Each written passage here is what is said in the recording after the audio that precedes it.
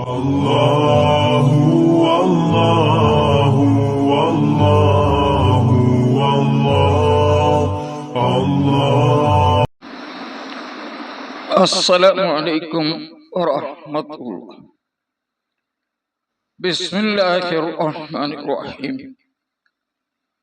ഹദീസിലൂടെ ഒരു അറിവ് നേടാം എന്ന നമ്മുടെ ചാനലിൽ നടക്കുന്ന വിഷയത്തിന്റെ 8ാമത്തെ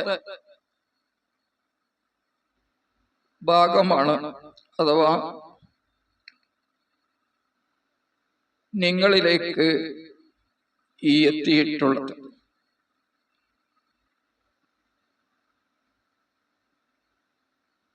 പതിനേഴാമത്തെ ഭാഗമാണ് ഈ ക്ലിപ്പ്.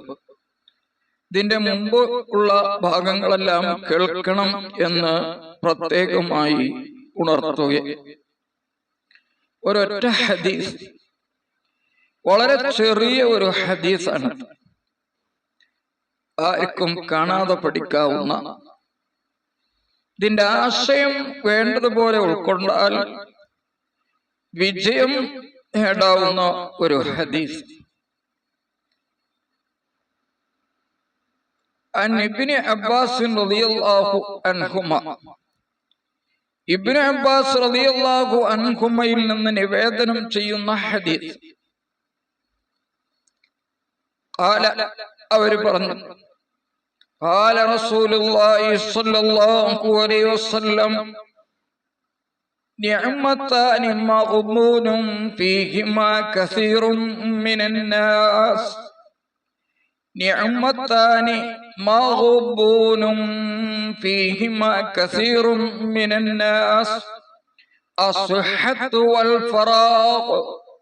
മാനപ്പെട്ട ഇമാം ബുഖാരി റിപ്പോർട്ട് ചെയ്ത സഹീഹായ ഹദീസാണ്. ഈ ഹദീസ് വേണ്ടതുപോലെ മനസ്സിലാക്കുക എന്നതാണ് ഉദ്ദേശിക്കുന്നത്. നിഅമത്താനി, രണ്ട് അനുഗ്രഹങ്ങൾ. നിഅമത്ത് എന്ന് പറഞ്ഞാൽ മനുഷ്യൻ അനുഗ്രഹമായി ആസ്വദിക്കുന്ന എന്ത് സാധനമുണ്ടോ അതൊക്കെ പെട്ട്. മനുഷ്യനിക്ക് അനുഗ്രഹം ഉണ്ടാകുന്ന സകല വസ്തുക്കൾക്കും നിഅമത്ത് എന്ന് പറയും. ആ നിഅമത്തിന്റെ കൂട്ടത്തിൽ നിന്ന് പ്രവാചകർ രണ്ട് നിഅമത്ത് പ്രത്യേകം എടുത്തു പറയുകയാണ്. മനുഷ്യന് ലഭിക്കുന്ന നിഅമത്തിന്റെ കൂട്ടങ്ങളിൽ നിന്ന് നിഅമത്താനി, രണ്ട് അനുഗ്രഹങ്ങളും, മഗ്ബൂനും ഫീഹിമാ കസീറുൻ മിനൻ നാസ്, മനുഷ്യരിൽ നിന്ന് അധികം ആളുകളും അതിൽ നഷ്ടക്കച്ചവടം നടത്തുന്നവരാണ്. അസ്ഹഹത്തു, ഏതാണ് അനുഗ്രഹങ്ങള്? ഒന്ന് ആരോഗ്യം, രണ്ട് വൽ ഫറാഖ്, ഒഴിവു സമയം. അപ്പൊ ഇത് മജാസായ ഒരു കലാമാണ്, സംസാരമാണ്. റസൂലുള്ളാഹി സ്വല്ലല്ലാഹു അലൈഹി വസല്ലമ തങ്ങള് മുക്കല്ലഫായ മനുഷ്യനെ, മുക്കല്ലഫായ മനുഷ്യൻ എന്ന് പറഞ്ഞാല് പ്രായപൂർത്തിയും ബുദ്ധിയും ഉള്ള ഒരു മനുഷ്യനെ പ്രവാചകർ സ്വല്ലല്ലാഹു അലൈഹി വസല്ലമ തങ്ങളെ കച്ചവടക്കാരനോട് സാദൃശ്യമാക്കുകയാണ്, തസ്ബീഹാക്കുകയാണ്. എന്നിട്ട് അല്ലാഹുവിന്റെ റസൂല് സിഹത്ത്, ശരീരത്തിലുള്ള ആരോഗ്യം, ഫറാഖ്, ഒഴിവു സമയം, ഇത് കച്ചവടക്കാരന്റെ മൂലധനമാണ്. ഒരു കച്ചവടം ചെയ്യുന്ന ആള് ആദ്യമായി ഒരു സംഖ്യ ഇറക്കിയിട്ടാണ് കച്ചവടം തുടങ്ങുക. അപ്പൊ റസൂൽ സല്ലല്ലാഹു അലൈഹി വസല്ലമ തങ്ങൾ പ്രായപൂർത്തിയും ബുദ്ധിയുമുള്ള ഒരു മനുഷ്യനെ, ഒരു മുക്കല്ലഫായ മനുഷ്യനെ തസ്ബീഹാക്കി, സാദൃശ്യമാക്കി. ആരോട്? ബിതാജ്രി, കച്ചവടക്കാരനോട്. എന്നിട്ട് അവർക്ക് ലഭിക്കുന്ന, അവർക്കുണ്ടാകുന്ന രണ്ട് അനുഗ്രഹമാണ്, രണ്ട് അവസ്ഥയാണ്. ആരോഗ്യം, രോഗമില്ലാതിരിക്കുക എന്നത്. രണ്ട്, ഒഴിവ് കിട്ടുക എന്നത്. ഒഴിവ് എന്നത് കൊണ്ട് ഉദ്ദേശിക്കുന്നത് അല്ലാഹുവിലേക്ക് ഇബാദത്ത് ചെയ്യുന്നതിനുള്ള തടസ്സങ്ങളൊക്കെ മാറി നിൽക്കുക എന്നതാണ്. ഇതിനെ മൂലധനമാക്കി മാറ്റി. അപ്പൊ ഈ മൂലധനം ഉപയോഗിച്ചുകൊണ്ട് കച്ചവടം ചെയ്താൽ ഈ മൂലധനത്തിന് നല്ല നിലക്ക് ഉപയോഗപ്പെടുത്തി കച്ചവടം ചെയ്താൽ അയാൾക്ക് ലാഭം കിട്ടും. അതേ സമയത്ത് അത് നഷ്ടപ്പെടുത്തിക്കൊണ്ട് കച്ചവടം ചെയ്താൽ മൂലധനമാണ് ലാഭം ഉണ്ടാക്കുവാനുള്ള കാരണം. ലാഭം ഒരു മനുഷ്യന് ലഭിക്കുന്നതിന് കാരണമാകുന്നത് ആദ്യമായി ആ മനുഷ്യൻ ഇറക്കുന്നത് മൂലധനമാണ്. ആ മൂലധനമാണ് ഇവിടെ എന്ത്? സിഹ്ഹത്തു, ആരോഗ്യം, വൽ ഫറാഗു, ഒഴിവു സമയം.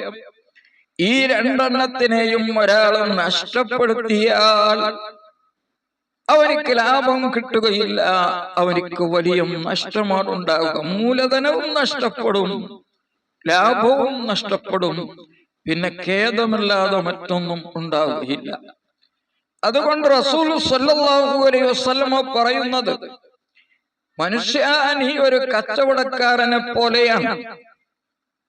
അതുകൊണ്ട് നിനക്കുള്ള മൂലധനമാണ് സിഹ്ഹത്ത്, ആരോഗ്യവും ഒഴിവു സമയവും. ഒഴിവു സമയം എന്നാൽ പഠിക്കാൻ പഠനമില്ലാത്ത സമയം എന്നല്ല അർത്ഥം. അള്ളാഹുവിനെ ഇബാദത്ത് ചെയ്യുന്നതിനെ തടയുന്ന തടസ്സങ്ങളൊന്നുമില്ലാത്ത സമയവും, ഇബാദത്ത് ചെയ്യാൻ പറ്റിയ രോഗമില്ലാത്ത ഒരു ശരീരവും നിനക്ക് കിട്ടിയിട്ടും നീ അത് ഉപയോഗപ്പെടുത്തിയില്ലെങ്കിൽ നിനക്ക് മൂലധനം നഷ്ടപ്പെടും. കാരണം നിനക്ക് ആരോഗ്യം കൊണ്ട് യാതൊരു ഉപയോഗവും നാളെ മഹ്ശറിൽ ഉണ്ടാവുകയില്ല, പിന്നെ ലാഭവും ഉണ്ടാവുകയില്ല. ഇവിടെ ഇത് കച്ചവടം ചെയ്തിട്ട് നമുക്ക് കിട്ടേണ്ട ലാഭം അത് നാളെ മഹ്ശറിലാണ്, അല്ലാഹുവിന്റെ അരികെയാണ്. ആ ലാഭവും നഷ്ടപ്പെടും. രണ്ടും നഷ്ടപ്പെടുത്തിയവനാണ് ആര്? ആ ഒഴിവ് സമയവും ആരോഗ്യവും ഉപയോഗിക്കാത്തവൻ. അതാണ് പ്രവാചകർ പറഞ്ഞത്, നിഅ്മത്താനി, രണ്ട് അനുഗ്രഹങ്ങൾ, മഗ്ബൂനും ഫീഹിമാ, അത് രണ്ടിലും നഷ്ടം നേടിയെടുത്തവനാണ്, നഷ്ടപ്പെട്ടവനാണ്, നഷ്ടപ്പെടുത്തിയവനാണ്. കസീറും മിനന്നാസ്, ജനങ്ങളിൽ നിന്ന് അധികം ആളുകൾ. ഏതാണത്? ഒന്ന് അസ്ഹത്ത്, ആരോഗ്യം. രണ്ടാമത്തത് ആരോഗ്യമെന്നാൽ രോഗമില്ലാത്ത ഘട്ടം. രണ്ട് ഫറാഗ്, ഫറാഗ് എന്നാൽ ആരാധനയെ തടയുന്ന ഒന്നും അവന് ഇല്ലാത്ത നല്ല അവസ്ഥ. പക്ഷെ അവൻ ഇബാദത്ത് ചെയ്തില്ല, ഇവൻ നഷ്ടക്കച്ചവടം നടത്തിയവനാണ് എന്നാണ് ഇതിലൂടെ പ്രവാചകൻ പഠിപ്പിക്കുന്നത്. അതുകൊണ്ട് നമുക്ക് രോഗമില്ലാത്ത, പ്രശ്നങ്ങളൊന്നുമില്ലാത്ത സമയം വെറുതെ നഷ്ടപ്പെടുത്തി കളഞ്ഞാൽ ഇനി രോഗിയായി കിടപ്പിലാകുന്ന സമയത്ത് ഇബാദത്ത് ചെയ്യാൻ ഒരിക്കലും കഴിയുകയില്ല. മടങ്ങുക അള്ളാഹുവിലേക്ക്, ആരാധന ചെയ്ത് അടുക്കുക അള്ളാഹുവിലേക്ക്. തൗഫീഖ് നൽകട്ടെ നമുക്കെല്ലാം. വിജയികളിൽ നാം എല്ലാവരെയും അള്ളാഹു ഉൾപ്പെടുത്തട്ടെ. ആമീൻ. അസ്സലാമു അലൈക്കും വറഹ്മത്തുള്ളാഹി വബറകാതുഹു.